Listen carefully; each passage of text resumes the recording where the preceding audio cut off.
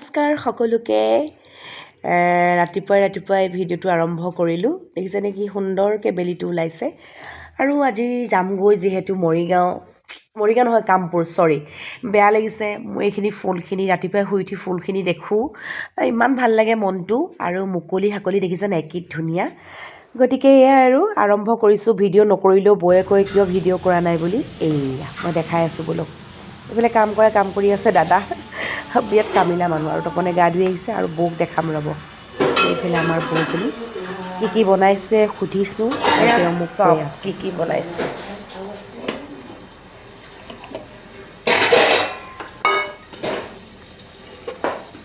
এইটো কি আছে বৌ এইটো এই চব্জি লাইটটো দি ল'ব বেছি এইটো ভাতহে আছে আৰু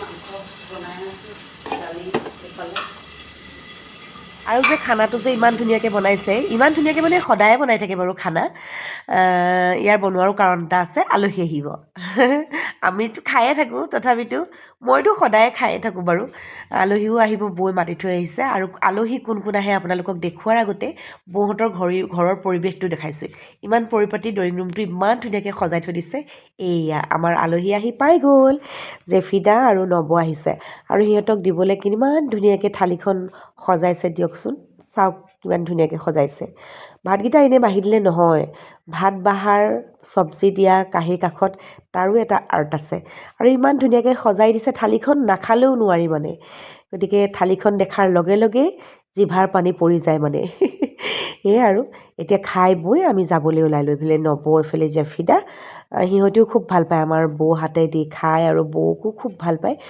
দাদাও মানে খুব এটা আলহীৰ প্ৰতি বিৰাট আকোলোৱা মানে সিহঁতৰ ঘৰলৈ আলহী আহিলে খুব ভাল পায় আৰু মোৰ যোনবিলাক আলহী সকলোৱে আহিছে মোৰ বৌহঁতৰ ঘৰলৈ এয়া মই বৌক বিদায় দি এতিয়া যাবলৈ ওলাইছোঁ মই কৈছোঁ বেয়া চেয়া নাপাব আৰু আকৌ তিনিদিন 6 দিন কামপুৰ আৰু মৰিগাঁও পেণ্ডেলৰ পিছত আহি আছোঁ আৰু এনেকৈ ৰাস্তাইদি আহি আমি এতিয়া পেণ্ডেল পাম ইমান ধুনীয়া ৰাস্তাটো চাওকচোন কামপুৰলৈ আমি পেট বহাই দি আহিছোঁ দক্ষিণ পাট হৈ তুলসীমুখ হৈ পেলাই আহিছোঁ এয়া আহি পোৱাৰ লগে লগে আমাৰ গাড়ীত বস্তু উঠাই আছে আমাৰ থিয়েটাৰ ভণ্টিকেইজনী এটা সময়লৈ মনত পৰিছে কি জানে যেতিয়া মই গাড়ী লোৱা নাছিলোঁ তেতিয়া ময়ো এনেকৈ সিহঁতৰ দৰেই গৈছিলোঁ ডিআইখনত বস্তু দি পিছফালে আগফালে মই মানে বহিমেই যিকোনো প্ৰকাৰে আৰু আমি এজনী দুজনী নহয় 3-4জনী আগফালে বহি যাওঁ সেই সময়খিনিও কিন্তু বেলেগ আছিল দেই তাৰপিছত এইফালে আছে আমাৰ নিৰুমাই কৰবী পম্পী সিহঁতকো বোলো ভিডিঅ' অকণমান কৰোঁ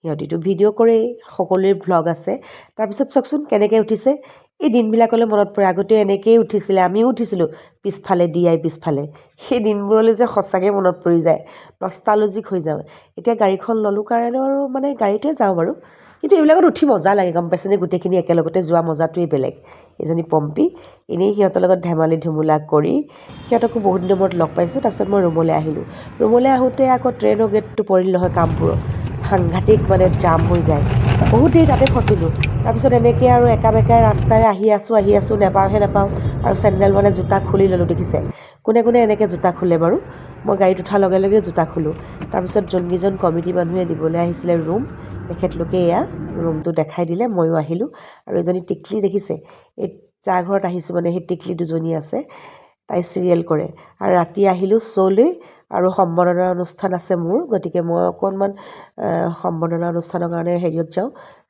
ষ্টেজত তাৰ আগতে যিটোৱে আহি গ্ৰীণ ৰুমত আহি নাচি দেখালেহি দেখিছেনে ইও সাংঘাতিক জমনি মই এতিয়া আহিছিলোঁ পল্লৱহঁতৰ ঘৰৰ ওচৰত মানে থিয়েটাৰ হৈ আছে কামপুৰত আৰু পল্লৱহঁতৰ ঘৰৰ ওচৰত সিহঁতৰ ঘৰলৈ আহিলোঁ আৰু কি ধুনীয়া পৰিৱেশ চাবচোন দেই মই দেখাই আছোঁ ইমান ধুনীয়া এইফালে পাহাৰ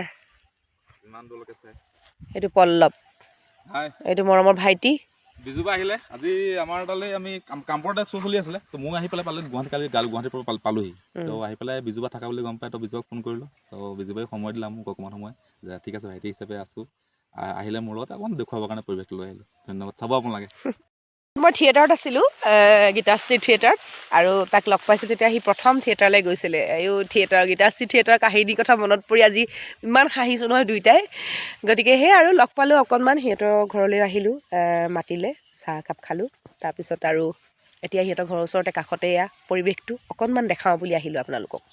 তাৰপিছত পল্লৱক বিদায় দি ৰাতি শ্ব'লৈ আহিলোঁ আৰু শ্ব'ত দেখিছেনে এজন কোন? এজন হৈছে লক্ষ্য দাস।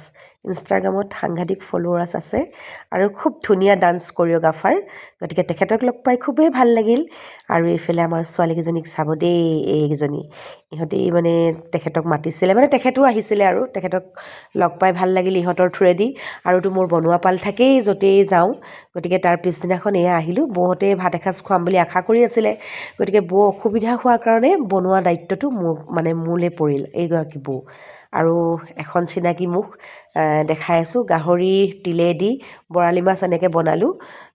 চাই থাকিব। কোননো আপোনালোকে চাব দেই দাদাজনক। নামটো ক'ব লাগিব নহয়, এইজন কোন?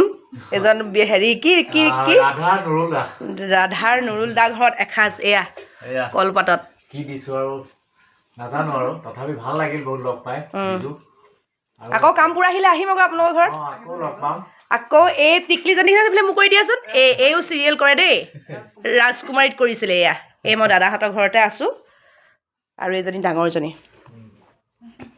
আৰু এইফালে মোৰ ভাত কলপাতত গাহৰি বৰালি মাছ।